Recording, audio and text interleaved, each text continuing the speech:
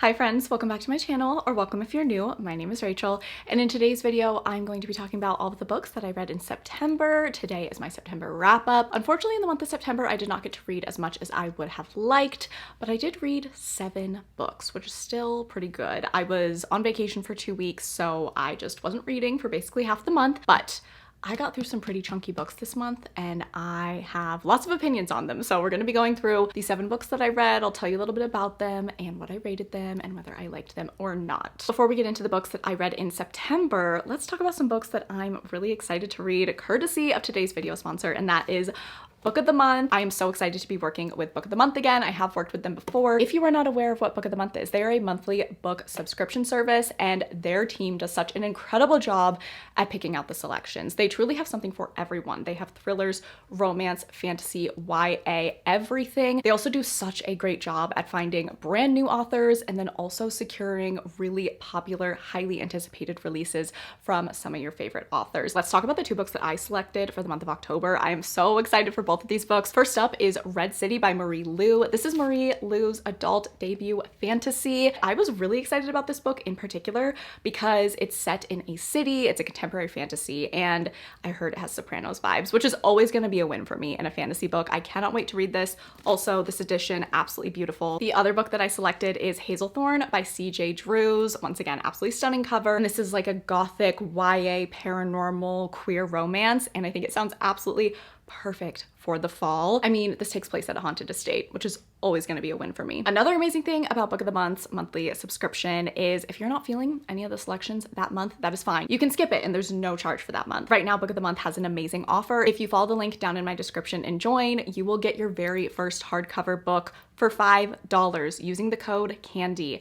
$5, you guys, a hardcover for $5. That is just incredible. Thank you so much to Book of the Month for sponsoring today's video. Now let's get into my wrap up. First, let's start off with Warrior Princess Assassin by Brigid Kemmerer. I do want to say quite a number of these books I have vlogged, and you're going to be seeing those vlogs in October. So I'm going to keep my feelings like pretty brief, but at the same time, we'll still talk about it. And in the vlogs, I will go more in depth. So Warrior Princess Assassin is the first book by Brigid Kemmerer that is adult. This is an adult fantasy romance, and it does feature a polyamorous relationship. So we do have a relationship between the warrior, the princess, and the assassin. I was really excited about that. I was excited to see an adult book from Brigid Kemmerer. I have read 1 or 2 books by her before, and they were all right, but I've always liked her writing style. I've always liked how she includes political intrigue so much in her books, and I was excited to pick this up. So in this book, we are following all 3 characters, but the story starts with our female main character, the princess, and she is being forced to marry a rival kingdom's king for political gain. She doesn't really want to do this, but her current situation is not so great, and she doesn't really have a choice. Our assassin is her childhood friend. They have always known each other, they have grown up around each other, and there's definitely always been a bit of an attraction there, but they've always remained just friends. However, all 3 of our characters go through some crazy things and end up having to run away together, and that is where the romance begins. We also see a lot of secrets be uncovered with what is actually going on, who is actually the enemy, and what side do our characters want to end up on. I thought this book was so much fun. I really enjoyed it, and I ended up giving it 4 stars. My biggest complaint about this book is I think that the plot is a little weak. I don't think it's terrible, and I'll definitely pick up book 2. I'm excited to see what's going to happen with the plot there, but I don't think it's a particularly strong plot, and I wish there was a little bit more going on with that. But the romance is really great. I think the tension is well done. I love that we have all 3 characters' POVs, and there is still definitely a lot to be excited for regarding the romance in future books. So I'm definitely going to keep my eye on the series. I definitely recommend it. It was really fun, and I'm glad I read it. Another book I read in the month of September is A Heart of Blood and Ashes by Milla Vane. This is an adult fantasy romance. We are following our 2 characters, and our male main character's parents die. They're assassinated, and he finds out that our female main character may have been the one to lead them to their deaths. So he captures her and is like, I'm gonna force you to marry me. This will be the worst thing that could ever happen to you. You're my enemy, and I'm going to tie you to me, basically. But of course, they start to fall for one another. I was really excited about this book, but I gave it 2 stars. I was not super thrilled with the execution of this book. I do feel like the story really dragged. I love our female main character. I thought she was amazing. I thought she was strong. I thought she had such a compelling story, and I really enjoyed seeing her kind of stepping out of her very sheltered life that she lived and experiencing life and experiencing new people. I thought that that was great. But the plot was really slow moving, and also the main character I wasn't super crazy about, so this was disappointing to me. I gave it 2 stars. I actually recently posted an unhaul, and this book was in that unhaul, so I had to go over to the unhaul pile and pull this out to film this video. I just didn't connect with the writing, didn't connect with the characters, and the romance didn't really do a whole lot for me. In September, I also read City of Lies and Legends by Kayla Edwards. This is book 3 in the House of Devils series. This is an urban fantasy romance series. In the first book, we are following a human and then like a magical bounty hunter basically, and there's a price put on our female main character, the human's head, and he goes to collect, and he's like, yep, I'll go take her out, collect this money. But once he meets her and sees that she's just this like innocent human, he's very curious. He's like, why are so many people after her?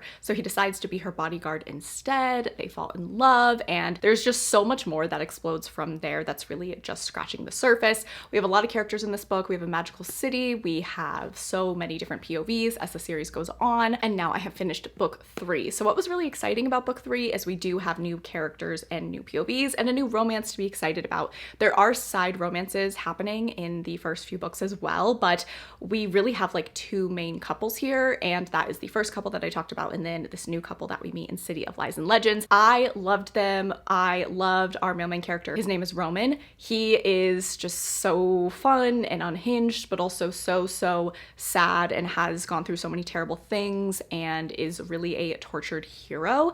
And the dynamic between him and his love interest I think is beautiful. I think that they are just so great together. They're very chaotic, and I just absolutely loved their romance. I gave this book a 3.5-star rating. I did round up to 4 stars on Goodreads. But my issue with this book, and it might just be like the whole series, it's really hard because I like this series and I recommend it, but I feel like the plot is getting a little bit rinse and repeat with each book. The details are very different, and we're building towards this big unveiling, and I'm seeing the pieces come together, but I feel like the ending of this book was the same as the other 2, but just like in a different way. I am just finding it to be too predictable, and I'm finding it to lack creativity a little bit as the plot goes on. It is so hard though because I love the characters. I'm so invested in them. I'm absolutely going to pick up the next book, and then the 5th book in the series, which I assume will come out next year. That's the last one. I will continue to read from Kayla Edwards if she publishes another series. I've seen her kind of talk about that and maybe write more in this world, but I don't know, the structure of the book itself feels very similar to books 1 and 2, and I just want something different. I do also think that there's a lot of like repetition with like moving through the plot, and I feel like this book particularly could just use like a good round of edits and just take a bunch of that stuff out, and I think that it would just be such a tighter, better book. And that's just my opinion, and I'm not an author, and what do I know? But I just find myself kind of slogging through at times, but then there's just these amazing moments with our characters. Like I said, the new couple that we meet in this book, oh my god, every single time I got to their POVs, I was so excited. I loved it, and the beginning of this book had me really excited. The first half was excellent. I was like, oh my god, I might give a 5-star to a book in the series. But just as the second half went on, I was just like, okay, this is kind of just feeling like what happened in book 2, and I just want to see something different. But I do love the series, and I love the characters, and I'm invested in them, and I do recommend it, but I do have some critiques. It's not absolutely perfect, but I'm looking forward to picking up book 4. I hope that I will enjoy it more. The month of September, my Patreon book club, we decided to read A Tongue So Sweet and Deadly by Sophia St. Germain. I've seen this book everywhere. I was so excited that they voted on it, and it was great. I absolutely loved it. I'm just gonna tell you guys up front, it was so good. It's the first book in what I believe is going to be a quartet. 3 books are out, 4th book is coming out. I am not entirely sure. I want to say next year. Could be earlier than that though. But this is a really fun series. It is a fae fantasy romance, and we do have a love triangle, which I love. I love the mess of it all. I'm so here for it. So our main character is half fae, half human. She has this blood bond to a king. He basically makes her enter these trials in order to get information about another like political person in this world. And I liked that because it made the trials a little bit different. I'm getting really over trials, but this is definitely a new spin on it. Our main character's motivations were very different, and just the way that she went about things I thought was very interesting. And along the way, she starts falling in love with someone, but then there's also this like other person in the background, and there's just like a lot of unknown feelings, a lot to explore, I think, in this series. I really enjoyed this book. I really like this author's writing style. I gave it 4 stars. It was great. The next book that I read in the month of September is my favorite book that I read in the month of September. This is my diva right now. Like, this is the book that I love. This is the book that I want you all to pick up. If you haven't already, it is excellent. Like, genuinely unique. Never read anything like it. It's so, so good. Silver Cloak by L.K. Stephen. This is a 5-star read for me. Definitely going to be one of my best books of the year. I would call this a fantasy with a romance subplot. The romance is there, and I think it's very well done, but not really like the point of the story. The fantasy elements are much more important. The plot is much more important, and our character's journey is just really what we are focusing on. We are following a female main character who is on a vengeance spree. She has a motivation to really take revenge on the people that hurt her when she was young, and she ends up infiltrating like the biggest and baddest magical blood mage group in this very gritty magical city setting that we have. And it's very dangerous, it's very high stakes, and of course she starts to fall for like the kingpin's son. He's very tortured, he has a lot of backstory, and the two of them are kind of adversarial, but then start to realize they have a lot in common and start to have this romance. But obviously things are so complicated, and just like, oh my god, it's so good. I was on pins and needles the entire time reading this book, and my favorite thing about this book was the writing, and then also just how well crafted the world building and history and lore is done in this book. It is so, so heavily detailed, and this just feels like such an organic and pure and unique story from the author's mind. I loved every single morsel that we got, and there's so many things that even after finishing the book I think are going to become important later in future books in the series. There's something timeless about it. It was so well fleshed out while still leaving some things for us to discover in the future, but it feels like there are worlds upon worlds in here. There are stories upon stories inside of this book. Like, I can't describe it, but it's just like there's so much here. It's not this surface level straightforward fantasy. There is just so much bubbling under the surface. This world feels very, very big, and I just think it's an incredible book, incredible story. They use like wands to do magical battles, which is really cool, and I just absolutely loved Silver Cloak. And the last line in this book, oh my god, the last line is crazy. I don't know what's gonna happen.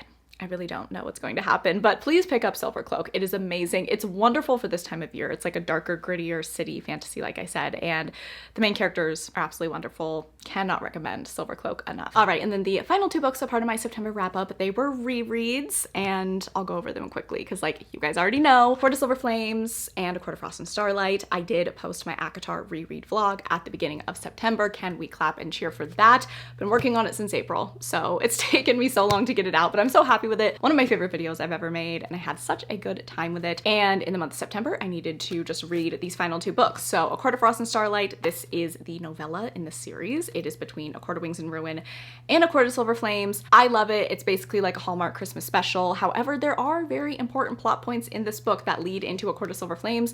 I also think there is stuff in this book that we haven't even been made privy to yet that's going to become important and relevant in future ACOTAR books. I love it. 5 stars. I think it's absolutely great.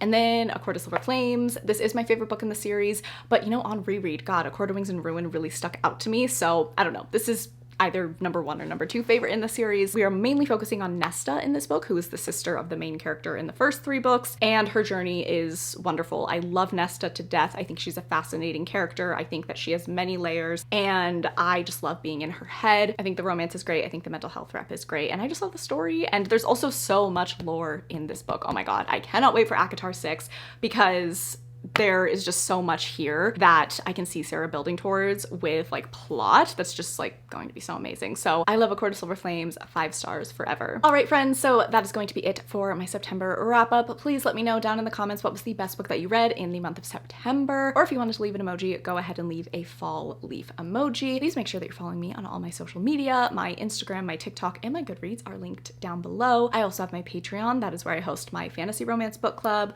We are also doing a series read along currently where we are having live shows. I post reading sprints there, and I post bonus videos. I really appreciate that you watched today's video. I hope that you're having a fantastic day. I love you all so, so much, and I will catch you guys in the next one.